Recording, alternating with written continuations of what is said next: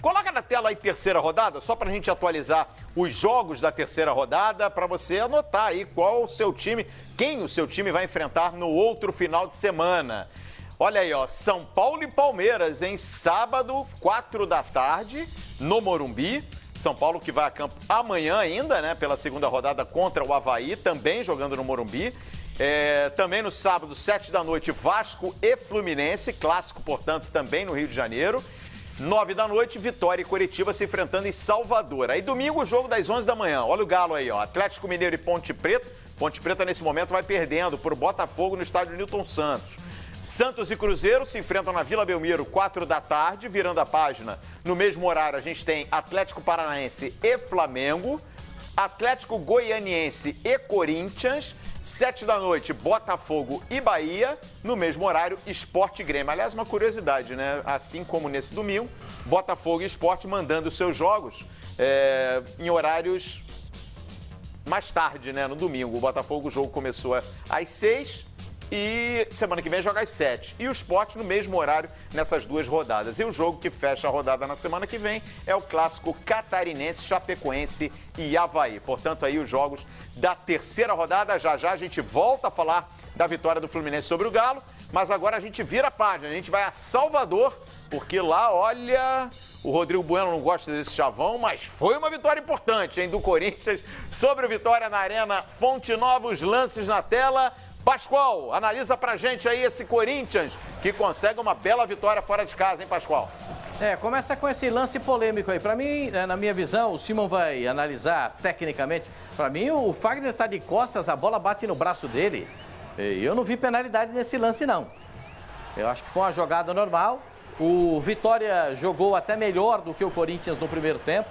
Os dois homens de marcação do time do Vitória conseguiram encaixar essa marcação, principalmente em cima do Rodriguinho. O Rodriguinho teve poucas oportunidades no primeiro tempo e o time do Vitória acabou jogando até melhor do que o Corinthians na primeira etapa. No segundo tempo, o time do Corinthians foi um pouco mais eficaz para tratar a bola. Perdeu algumas possibilidades, criou algumas outras, mas com a entrada do Marquinhos Gabriel no meio-campo, no lugar do Maicon, a coisa mudou completamente, porque ele deu mais qualidade no passe. O Maicon é mais posicionamento. O jogador que sai mais, esse aí que bateu na bola, é um cara que sabe se posicionar melhor e para conseguir até um melhor resultado para o Corinthians. Mas com a entrada do Marquinhos Gabriel, o time foi atirado para frente. E na primeira bola que ele pegou, botou o Jô para fazer o gol. O Jô é um cara decisivo demais para o Corinthians. Ele tem 2 ou 3 oportunidades por jogo e uma delas ele guarda. Essa aí, então, essa aí, ó. Dá uma olhada, ó. Cabeça erguida, olhou o goleiro e bateu para fazer o gol. Uma jogada que saiu com um erro de marcação do Vitória lá do outro lado, na saída de bola do Corinthians, lá com o Fagner. E a jogada que derivou por dentro e o Jô entrou nesse lindo passe aí do Marquinhos para fazer 1-0 para o Corinthians. O Corinthians mereceu, porque é aquele time que sabe sofrer e tem duas oportunidades. Faz um gol, tem 3 chances, faz um gol, e foi isso que aconteceu hoje na partida contra o Vitória. Aliás, sua voz, você estava contando aqui, né? As chances que o Corinthians acabou desperdiçando ali, principalmente no primeiro tempo, né? E teve uma com o Maicon, um pouco antes dele sair, ele estava na risca da pequena área, acabou desperdiçando. E o Maicon, às vezes, ele tem um fator surpresa, que ele se lança ao ataque, né? Mais ou menos como o Elias do Corinthians fazia, está fazendo no Atlético Mineiro. Agora, o Marquinhos Gabriel, de uma certa forma, acho que acertou o time do Corinthians.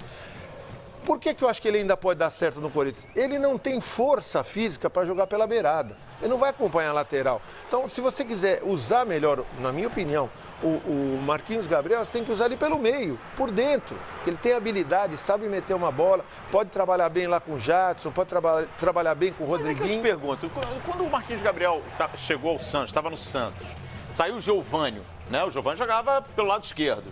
O Marquinhos Gabriel foi a peça de reposição ao Giovânio e fez um bom Campeonato Brasileiro. Então, Por que ele não mas não consegue era ele repetir? que voltava, porque tinha um meio de campo mais marcador. Então não é ele fazia uma troca lá e ele não voltava. E no Corinthians, exigir que ele volte, que acompanhe a lateral até o fim, ele vai sucumbir. Vitória do Corinthians. Rodrigo Bueno. Falta a sua opinião aí. Quero saber como é que você viu essa partida aí do Vitória com o Corinthians e o que dá para esperar dessas duas equipes aí na sequência de Brasileiro. A gente fala muito, né? A vitória do Corinthians tem a derrota do Vitória. Até a derrota o Vitória passou também. por um momento peculiar nessa temporada. Ele começou voando durante muito tempo na temporada, né? Eu sei que não tinha... Acertou em demitir o Argel? Olha, pelo que a gente acompanha as informações, o Argel se sustentou porque ele tinha um aproveitamento de pontos muito bom, mas ninguém gostava dele, do tipo de jogo. É bom lembrar, não só a Vitória, os times nordestinos nessa temporada investiram mais, estão mais ousados no mercado, montaram times melhores, então se espera resultados melhores. E até agora são 2 rodadas, né? A gente, por exemplo, o Bahia conseguiu uma vitória espetacular em casa contra o adversário desfalcado, perdeu fora. Ele desfalcado, o Vitória, primeiro compromisso mais pesado, em casa não venceu. Criou-se também um clima ruim lá por conta do Pet técnico, porque enquanto o Pet foi chamado para ser o manager, o gerente, o diretor de futebol, as pessoas ali meio que entenderam, tá, o nome que apareceu. Depois ele tentou um treinador e quando ele acumulou as funções, muita gente não curtiu, né? A torcida do Vitória, a repercussão não foi das melhores. E é um time que vinha muito bem. Foi eliminado na Copa do Nordeste pelo arquirrival, pelo Bahia, na semifinal, mas deu troco, conseguiu com 2 empates vencer o Campeonato Estadual. Aí ficou meio que elas por elas, começa o Brasileiro com uma expectativa alta e agora já começa a ter um certo choque de realidade. É um time com capacidade para ficar, acho que no meio da tabela, o Vitória, mas com o Pet a gente não sabe ainda, até porque o Pet tem uma carreira curta como treinador, né, esse imbróglio. Sobre o Corinthians, é o Corinthians talvez o time mais previsível do futebol brasileiro. Por quê? Não, porque é um time que tem uma defesa quase que intransponível, é o time do 1-0. Você vai fazer bolão, eu sei que todo mundo faz bolão, aposta, o do Corinthians em geral você põe 1-0. Né? É difícil fazer gol no Corinthians e tivemos modificações, a defesa, o Balbuena acabou saindo na partida. Os 4 da defesa no segundo tempo, com a saída do Balbuena, os 4 eram revelados pelo Corinthians, o lateral direito ao lateral esquerdo. Os 2 meninos da base, com 20 anos, menos de 20 anos, o Léo jogando também, entrando no lugar do Balbuena, no segundo tempo, quer dizer, 3 garotos e um mais experiente, o Fagner, jogando na lateral direita. Esse é o mérito que a gente tem que dar pro Carille. E o Maicon ainda na frente. Assim como a gente falou do Abel, que ele trabalha bem a garotada, o Carille não é do terrão que ele veio, né? Que não tem mais terrão, né? Hoje já é um Corinthians muito profissional também na base. Mas ele conhece a garotada, confia e aposta, né? Escala sem medo e o padrão tático do Corinthians é o mesmo. É um time que dá poucas oportunidades para o adversário e que não é jogar só por uma bola, né? Como a gente fala. Ele até aprimorou um pouco isso. O Corinthians tem conseguido criar mais chances. Além do gol, o Corinthians poderia ter feito um segundo, um terceiro, ter vencido com um pouco mais de tranquilidade. Mas continua sendo o time do 1-0, o que não é nenhum demérito. Ao contrário, é sinal de um time que é muito competitivo, que raramente é vazado e tem algumas opções. Rodriguinho agora jogador de seleção, né? É um time que vai brigar na parte de cima da tabela, com certeza. Eu acho um pouco injusto. O Osmar Loss, que era o técnico era do Inter, chegou a 3 finais da Copa São Paulo na base do Inter. E agora ele é auxiliar do Fábio Carille. Eu acho uma injustiça dizer que o time é só um time que se defende bem. Mudou muito nos últimos jogos, o ataque não fazia gol porque o meio de campo errava muito passe. Não tinha automatização, confiança para sair tocando quando a marcação adversária era pressão no campo do Corinthians. Hoje, o time já sai jogando, já sai tocando, está melhor treinado, está mais habituado a esse tipo de marcação. E o ataque melhorou. Por quê? Deixou de errar passe, a bola chegou mais. O nome disso não é confiança? Depois do título estadual? Não é confiança, mas confiança. A bola está no pé agora e o Corinthians está trabalhando essa bola. Tempo. Na hora de você tocar uma bola para um companheiro, hoje é toque curto, quando a marcação é pressão, você tem medo de tocar e errar e deixar sua defesa exposta.